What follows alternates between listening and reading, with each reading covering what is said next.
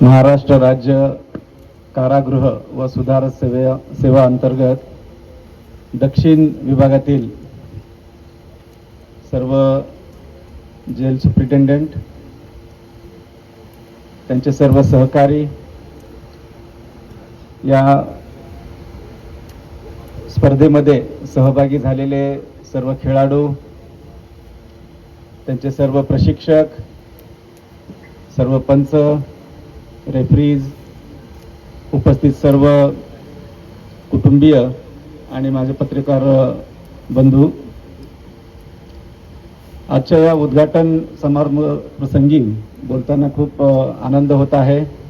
मी ठाणे मध्यवर्ती कारागृहाच्या राणी भोसले मॅडम यांचं मनापासून आभार व्यक्त करतो की त्यांनी मला या कार्यक्रमासाठी इथे आवर्जून बोलवलं आणि आपल्याशी हितगुज साधण्याची संधी दिली.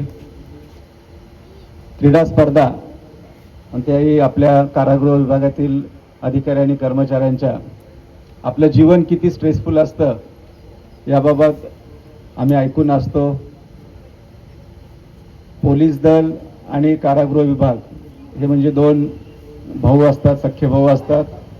परंतु कळत नकळत जेल पोलिसाला रिकग्निशनच्या बाबतीत, त्यांच्या कामाच्या गौरवाच्या बाबतीत सर्वच म्हणजे डिपार्टमेंटली नाही परंतु इतर विभागांकडून, विशेषतः समाजातून त्यांचं होणारं जे कौतुक असणं अपेक्षित असतं, मीडिया असेल किंवा अन्य त्यांचा गौरव असतील, त्या बाबतीत त्यांना कुठेतरी सावत्र भावाची वागणूक कळत नकळत दिली जाते. त्याची खंत तुमच्या मनात निश्चितपणे असणार आहे, आम्हालाही ती जाणवते आणि त्यासाठी निश्चितपणे वेळोवेळी प्रयत्न होत असतात की तुम्हाला अजून चांगलं रिकग्निशन कसं मिळेल, तुमचं शारीरिक मानसिक आरोग्य आहे ते कसं चांगलं राहील आणि तुम्ही जी काही सेवा करत असता ते अधिक सक्षमपणे चांगल्या पद्धतीने कसं करू शकाल यासाठी शासन नेहमीच प्रयत्नशील असतं.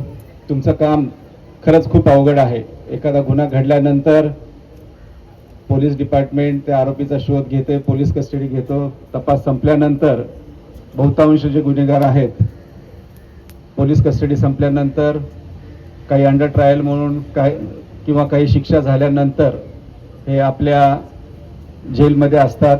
त्यांची निगराणी करणं, त्यांची सुरक्षा करणं ही तुमची जबाबदारी असते आणि हे भिंतीआडचं काम किती कठीण आहे याची जाणीव सर्वांनाच नसते. ते मी स्वतः पाहिलेलं आहे आणि आपल्या इथले जे काही अधिकारी वर्ग जो आमच्या संपर्कात असतो त्यांच्याकडून आम्ही वेळोवेळी माहिती घेत असतो.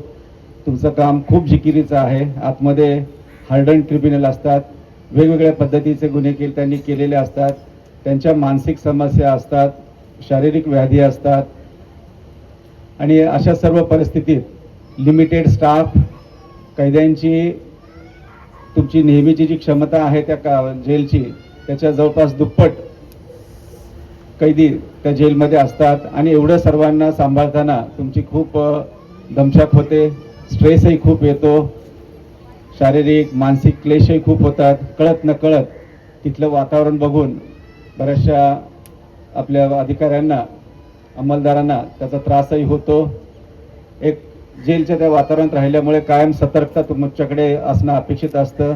ते तुम्ही अतिशय जबाबदारीने करत असतात, परंतु त्याचा कधीकधी मेंटल ट्रॉमा एवढा असतो की आपण बाहेरच्या जगात वावरताना सुद्धा खूप ओव्हर कॉशियस राहतो.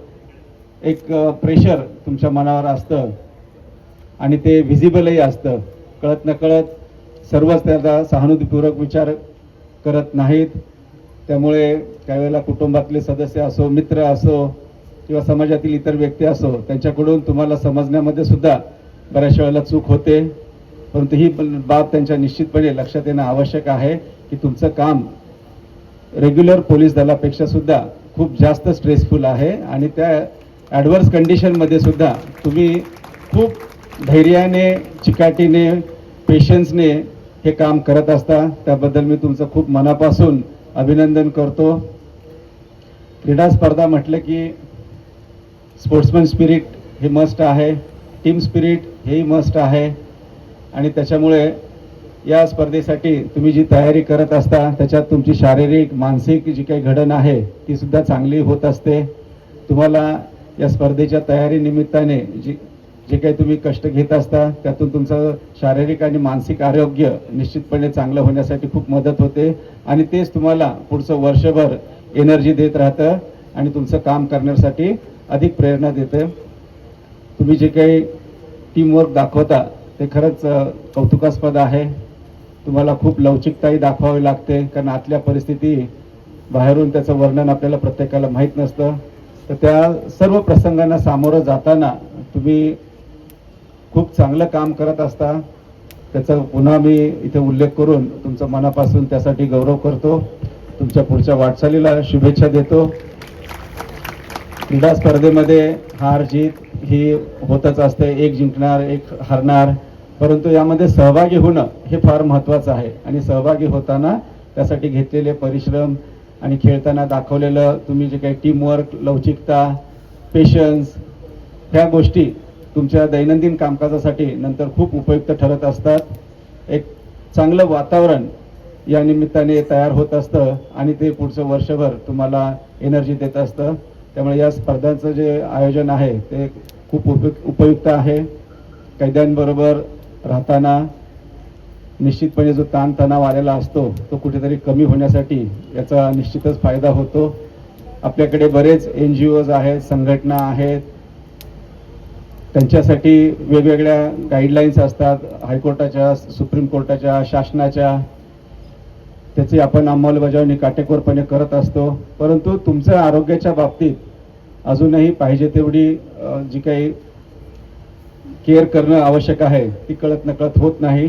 त्याची सुरुवात तुम्ही स्वतःपासून करतच असता, परंतु त्याच्यात अजून डिपार्टमेंट स्तरावर सुद्धा अजून भरपूर स्कोप आहे आणि त्यासाठी चांगले डॉक्टर्स आपल्याकडे, इनमेटसाठी डॉक्टरची टीम आहेच, त्याचबरोबर सायकियाट्रिस्टची सुद्धा आवश्यकता असते आणि त्याची सुद्धा गरज जशी कैद्यांना असते तसंच त्यांना हँडल करणाऱ्या तुम्हाला सुद्धा त्याची गरज असते.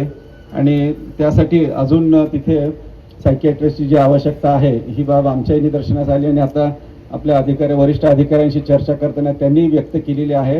याचा निश्चितपणे वरिष्ठ पातळीवर विचार होईल आणि त्या दृष्टीने जे प्रयत्न सुरू आहेत त्याला अजून नक्कीच गती मिळेल एवढं मी सांगू शकतो.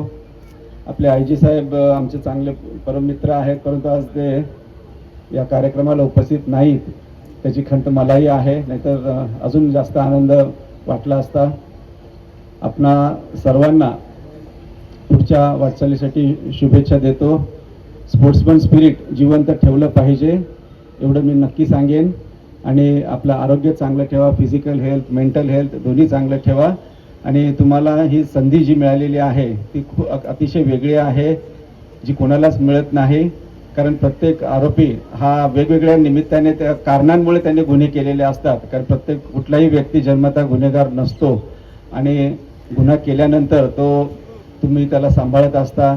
त्याचं अगदी सर्वच गोष्टी, त्याचं फिजिकल हेल्थ, मेंटल हेल्थ तुम्ही बारकाईने ऑब्झर्व करत असता आणि त्यासाठी प्रयत्नशील असता. तर ही अतिशय एक चांगली संधी तुम्हाला परमेश्वराने दिलेली आहे आणि ती तुम्ही खूप जबाबदारीने पार पाडत आहात. तर ती अशीच अजून चांगल्या पद्धतीने आपण पार पाडाल असा मला विश्वास आहे. त्यासाठी तुम्हाला फिजिकल आणि मेंटली तुमचं आरोग्य चांगलं राहो यासाठी मी परमेश्वराला प्रार्थना करतो. तुम्हाला अधिक चांगलं बळ देऊन तुमच्याकडून खूप चांगलं काम हो अशी शुभेच्छाही तुम्हाला देतो. तुमच्या पुढच्या वाटचालीसाठी शुभेच्छा देऊन इथेच थांबतो. धन्यवाद. जय हिंद, जय महाराष्ट्र.